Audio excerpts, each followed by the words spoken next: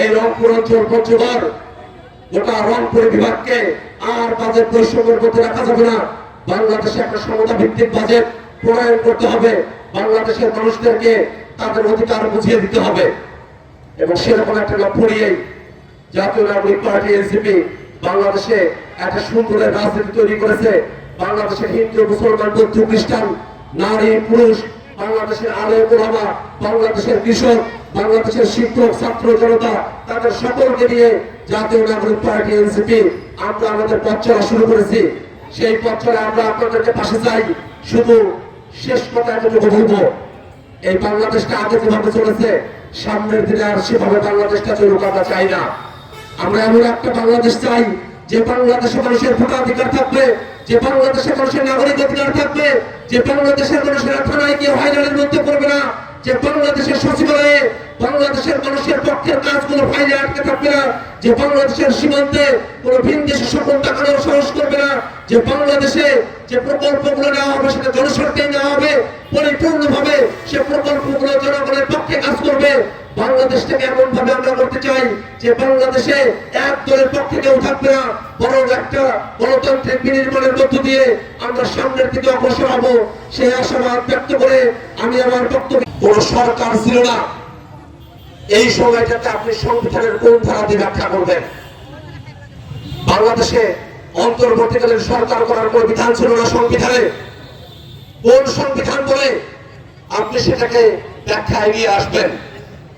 বরং এই কথাই সত্য, বাংলাদেশে 5 আগস্টের পরে বিদ্যমান সংবিধানের খুবই অল্প কিছু জায়গা কার্যকর ছিল। একটা কোয়াজি কনস্টিটিউশনাল পরিস্থিতিতে আমরা ছিলাম, যেখানে সংবিধানের যে অংশগুলো গণ অভ্যুত্থানের ফলাফলের সঙ্গে অসঙ্গতিপূর্ণ সেই অংশগুলো কার্যকর, আর গণ অভ্যুত্থানের ফলাফলের সঙ্গে যে অংশগুলো সংগতিপূর্ণ শুধুমাত্র ততটুকুই কার্যকর ছিল।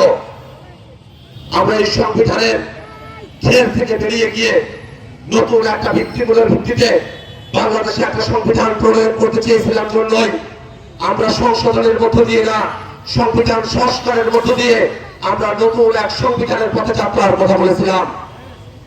ভাই আমাদের সেই যাত্রায় একটা বিঘ্ন তৈরি করা হয়েছে। এতগুলো মানুষ যে গণভোটের পক্ষে অবস্থান নিয়েছে, সে গণভোটটাকে খারিজ করে দেওয়া হচ্ছে। বাংলাদেশের মানুষ এটা ভুলে যাবে না। বাংলাদেশের মানুষ অবশ্যই গণভোটের রায় বাস্তবায়ন করে তারপরে বাংলাদেশে অন্য সিদ্ধান্তের দিকে অগ্রসর হবে। সাধারণ মানুষকে ধরে দিয়ে যাওয়া হয়, গুম করা হয়, আয়না ঘরে বন্দী করা হয়। সেই অত্যাচার নির্যাতনগুলো থেকে আমরা যেমন মুক্তি চেয়েছি তেমনই হবে। প্রত্যেকটা রাজনৈতিক দল তখন রাষ্ট্র কাঠামোর সংস্কারের কথা বলেছিল। আমরা 24-এর অভ্যুত্থানেও তাই দেখেছি। বাংলাদেশের মানুষ হাসিনার অপশাসন, দুঃশাসন, আওয়ামী লীগের ফেসিবাদ থেকে যেমন মুক্তি চেয়েছে, তেমনি করে একটা ফেসিবাদী রাষ্ট্র কাঠামো থেকে উঠে গিয়ে একটা গণতান্ত্রিক রাষ্ট্রের আকাঙ্ক্ষা তারা ধারণ করেছে। সেই গণতান্ত্রিক আকাঙ্ক্ষার সাথে বাংলাদেশের মানুষ শুধু কথাই না, শুধু মনের চাওয়া থেকে না, গণভোটের মধ্য দিয়ে 70% মানুষ সেই গণভোটে হায়ের পক্ষে অবস্থান নিয়ে সংস্কারের পক্ষে তাদের মতামত ব্যক্ত করেছে। আমরা শুনি গণভোট যে জুলাই সনদ বাস্তবায়নের আদেশের উপরে হলো, সেই জুলাই সনদ বাস্তবায়নের আদেশকে অনেক অবৈধ বলে। আমরা তাদেরকে বলতে চাই, জুলাই সনদ বাস্তবায়নের আদেশকে পরিপ্রেক্ষিতে আপনারা অবৈধ বলেন, আবার একই দিকে সেই গণভোটে হ্যাঁ পক্ষেও অবস্থান নেওয়ার জন্য আপনারা বক্তৃতা করেন।